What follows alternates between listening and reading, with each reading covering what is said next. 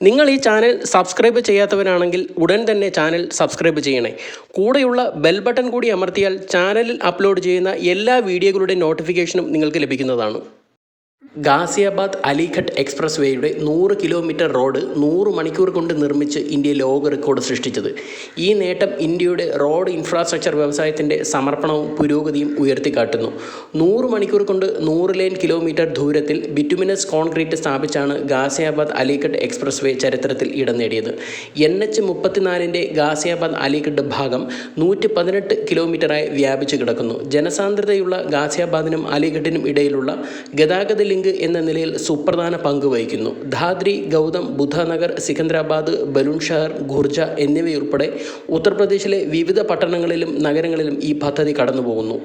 വ്യവസായ മേഖലകൾ, കാർഷിക മേഖലകൾ, വിദ്യാഭ്യാസ സ്ഥാപനങ്ങൾ എന്നിവ ബന്ധിപ്പിച്ച് ചരക്ക് നീക്കത്തെ സുഗമമാക്കുകയും പ്രാദേശിക സാമ്പത്തിക വികസനത്തിന് സംഭാവന നൽകുകയും ചെയ്യുന്ന ഒരു നിർണായക വ്യാപാര പാതയായി ഇത് പ്രവർത്തിക്കുന്നു.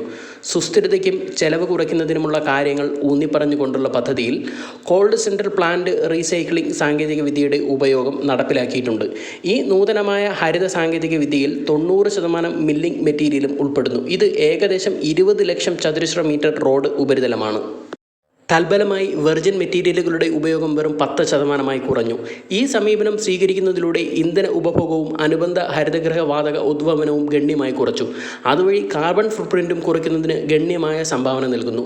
പ്രധാനമന്ത്രി മോദിയുടെ നേതൃത്വത്തിൽ ഓരോ യാത്രക്കാർക്കും അസാധാരണമായ മൊബിലിറ്റി ഉറപ്പാക്കുന്നതിലൂടെയാണ് ഇങ്ങനെയുള്ള പ്രോജക്റ്റുകൾ ശ്രദ്ധ കേന്ദ്രീകരിക്കുന്നത്. അതുവഴി ഗുണനിലവാരത്തിൽ വിട്ടുവീഴ്ച ചെയ്യാതെ അതിവേഗത്തിൽ ലോകോത്തര ഹൈവേ വികസിപ്പിക്കുന്നതിലൂടെ മേഖലയിലെ വാണിജ്യവും സാമ്പത്തിക പ്രവർത്തനങ്ങളും പ്രോത്സാഹിപ്പിക്കുകയാണ് ചെയ്യുന്നത്.